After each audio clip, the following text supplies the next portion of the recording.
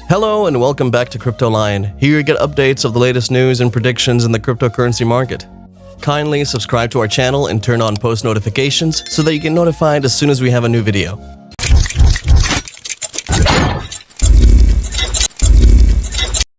It's a good day to talk about the drops that seem to be playing out recently in the Bitcoin market. It is a very time-sensitive issue, and this discussion shouldn't be left for another day. Bitcoin investors were having a wild ride in the beginning of the year because Bitcoin quadrupled in price in late 2020.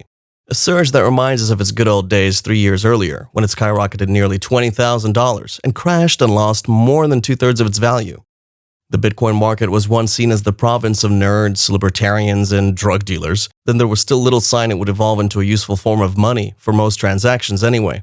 Yet the latest rounds of roller coaster volatility comes as more big investors are speculating that Bitcoin will gain wider acceptance and shake up the financial world, maybe by filling the role of gold as a hedge against inflation in a better way than gold can.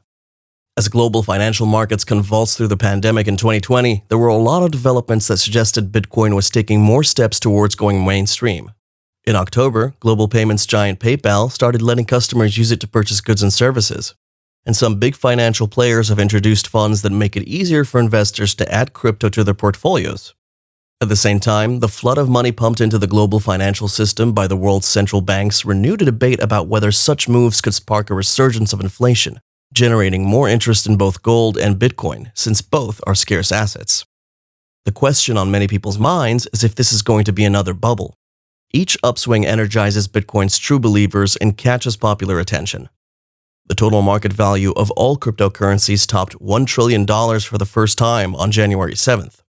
Hot financial technology startups such as Robinhood and Revolut have made crypto a key part of their trading and banking apps. Still, investing in crypto remains a risky and volatile prospect, as the instruments remain largely unregulated assets subject to the whims of a fickle market.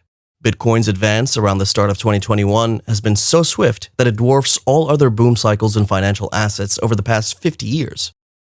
Prominent money managers such as Mike Novogratz and Alan Howard have invested hundreds of millions of dollars in Bitcoin and other cryptocurrencies. A survey Fidelity Investments conducted in 2020 found that 36% of institutional respondents held crypto in their portfolios. More than 6 out of 10 expressed interest in Bitcoin and other cryptocurrencies, up from fewer than half in 2019. To be sure, Bitcoin is still a thinly traded market, where some people called whales that are controlling large quantities of coin hold a huge part of it. Less than 2% of anonymous accounts that can be tracked on the coin's digital ledger control 95% of the available supply, according to researcher Flipside Crypto. A whale's exit, a more likely event now that Bitcoin is the domain of not just believers but also pragmatic financiers, can send ripples through the ecosystem. Bitcoin prices have slipped by 4% after hitting the 35,000 level on Monday. The price of the most popular cryptocurrency fell to $30,875 and then recovered to above $32,000. Experts claim that many holders and whales have sold off their positions. On the other side, DeFi is making some noise as the amount of Bitcoin locked into it is at the highest for the month. Close to 42,604 Bitcoins are locked into DeFi. Ashish Singhal, chief executive officer and co-founder at CoinSwitch Kuber, a cryptocurrency investment platform, mentioned that on the institutional side, Marathon, a crypto mining company, has invested $150 million into Bitcoin and aims to be the largest miner in the world. You heard me mention DeFi a couple of times now, and you might not know what it means. DeFi, or decentralized finance, is an experimental form of finance that does not rely on central financial intermediaries. Also noticeable this period was the fact that the second biggest cryptocurrency in terms of market capitalization, Ethereum, was trading marginally in the green at $1,310.09. And other major cryptocurrencies such as Stellar, Ripple, and Tether were trading in the red. Cryptocurrencies have come under pressure in recent times, despite interest from big financial institutions such as BlackRock and Goldman Sachs. In a recent survey conducted by financial services major Deutsche Bank, respondents listed Bitcoin to be in the extreme bubble zone. The survey was conducted among 627 global market professionals during the 13th to 15th of January period. The market professionals were asked to identify areas of bubbles in the global markets on a scale of 0 to 10, with 10 meaning extreme bubbles, and Bitcoin was ranked with a 10. Tuesday was the first time Bitcoin traded below 30,000 since January 21st. On that day, prices went as low as $28,845 before picking up and staying in a $30,000 to $35,000 range until Wednesday. Cindy Leo, portfolio manager of multi-strategy trading firm 256 Capital Partners, said that technically, Bitcoin is still in a descending triangle, which is a continuation pattern showing lower highs and lower lows with currently a floor price at 29,000. But if we close daily below 29,000, we could see another sweep of the mid-20,000 region. Jason Lau, chief operating officer for San Francisco-based exchange OKCoin, noted that traders appear to be distracted by other opportunities such as GameStop and fiat currencies in the foreign exchange market. He said it's very likely that attention is elsewhere, specifically the GME drama and dollar strength. Chad Steinglass, head of trading at digital asset firm Crosstower, said that the short US dollar trade has been working since the start of the pandemic and is one of the more crowded trades out there. He also said that he thinks some of this striving for position is putting pressure on both Bitcoin and Ethereum, though the effects are felt more acutely in Bitcoin, which has shown relative weakness compared to its little brother in recent weeks. Denis Vinokourov, head of research at digital asset prime broker Vechain, also said that Bitcoin has held up so far, but a decided break might trigger further price declines. He said that this is despite bullish momentum from institutional investors, including the likes of BlackRock, publicly listed Marathon, and university endowment funds. The token surged 300% in 2020 amid speculation that institutional investors were piling in with interest rates at rock-bottom lows. Companies such as MicroStrategy, Square, and crypto miner Marathon Patent Group have all added some of their company's cash reserves into Bitcoin amid the rally. The drop is a reminder that Bitcoin is still prone to wild swings. According to Matt Maley, chief market strategist at Miller Tabak, a meaningful break below 31,000 on a closing basis would spell technical trouble for the token. The last time Bitcoin ended a trading session below this level was January 1st. Additionally, the coin dipped below its 50-day moving average before bouncing back. A close below Bitcoin's 50-day moving average of 29,000 would certainly qualify as a meaningful lower low.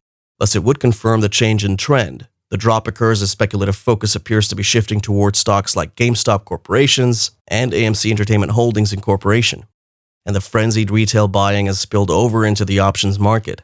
Some industry participants point to this as a positive for the cryptocurrency, which they long labeled as anti-establishment. According to Skybridge Capital's Anthony Scaramucci, the move is an affirmation of financial decentralization, which has long been the guiding force behind Bitcoin. Skybridge has around $385 million in overall Bitcoin exposure. Anthony Tranchev, co-founder and managing partner of Nexo, said fundamentally nothing has changed, but he added that the rally was overextended and the pullback is natural. He said that the long-term prospects remain very bright. Short-term, we might continue to see fluctuations, and that's to be expected. He said it will be interesting to see whether we establish ourselves below 30,000. If that's the case, we're going to revisit 25,000 and then 20,000. As long as we're above 20,000, we're still in a bullish market, according to Anthony. Let's look at some charts and see what this drop may mean for Bitcoin. This chart shows the recent drops in price to around 29,000, which is marked by point A. The price is expected to pick up from there to point B, which is around 35,000, and then plunge back to a downward trend that could see it go as low as 22,000 at point C. There are a lot of lines which are acting as support. The topmost line can be seen as the resistance line, and it's at the current all-time high of 42,000. Significant lines on this chart are on the 18,000, 23,000, 27,000, and around 33,000. These lines act as support and resistance levels as the Bitcoin price varies in the market. This prediction expects a long correction to around 20,000, which means more drops for Bitcoin. This is in line with some people who think every run is matched by a corresponding significant correction. On this 4 hours chart, we can see the price of Bitcoin in a triangle. The price is expected to break out of this triangle as it approaches the close end. But to which direction?